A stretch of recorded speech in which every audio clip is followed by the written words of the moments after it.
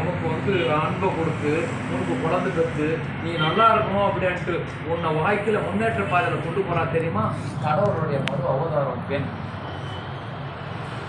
புரியுதா? நீ நினைக்கிற மாதிரி பெண் நினைச்சா என்ன ஆகும்? பெண் என்பவள் கடவுளுடைய அவதாரம். நல்லா தெரிஞ்சுக்கோ. கொஞ்ச நேரம் யோசி. ஆம்பளைன்ற வர்க்கம் அடக்குமுறையால பெண்களை வச்சிருக்கிறீங்க. ஆனா எல்லாத்திலும் உயர்ந்தவள் யார்? பெண். அப்பா அம்மா அண்ணன் தம்பி சொந்த பந்தத்தை எல்லாம் விட்டுட்டு மின்பின் தெரியாதவன் நல்லவனா கெட்டவனா கேடு கட்டவனான்னு தெரியாத உன் கூட இணைஞ்சி உனக்கு குழந்தை பெற்றுட்டு உன் சுற்றத்தால திருப்திப்படுத்தி உன்னை வாழ்க்கையில முன்னேற்ற பாதையில கொண்டு வராளே, என்ன தெரியுமா? அந்த கடவுள் மகாலட்சுமி துணையானவருங்க. நீ போய் சாப்பிட போற பின்னாடி அது என்ன அப்படி சாப்பிட்டு என்ன சாதிக்க போறீங்க? என்ன அப்படி ஒரு சுகம்?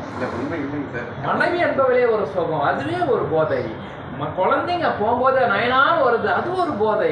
சிற்றின்பத்தை விட பெரின்பம் மேல்றாங்க. பசங்க போன நயனா எப்படி இருக்கிற நயனா அப்படின்றது கடவுளுடைய தன்னுடைய மனதை முழுமையா கடவுளுக்கு அர்ப்பணிக்கிற அதுவே பெரிய இன்பம்.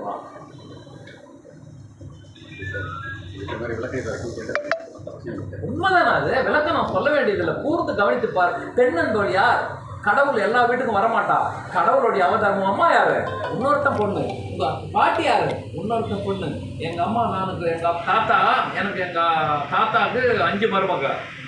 எங்க தாத்தா கோவிந்தராஜ் செட்டியார். அந்த கோவிந்தராஜ் செட்டியார் எங்க அம்மாவை மருமகளை திட்டினாங்க.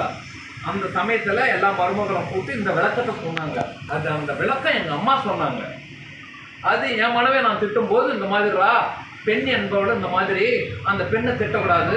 அவள் வந்து நம்மளை குலங்காக்க வந்த கடவுள், குலத்தை காக்க வந்த கடவுள். நம்ம கேடு கட்டவன் கேவலமானவன் ஆம்பளை அயோக்கிய பையன் நமக்கு அல்ல. நம் குடும்பத்தை காக்க வந்த கடவுள், குல தெய்வம்.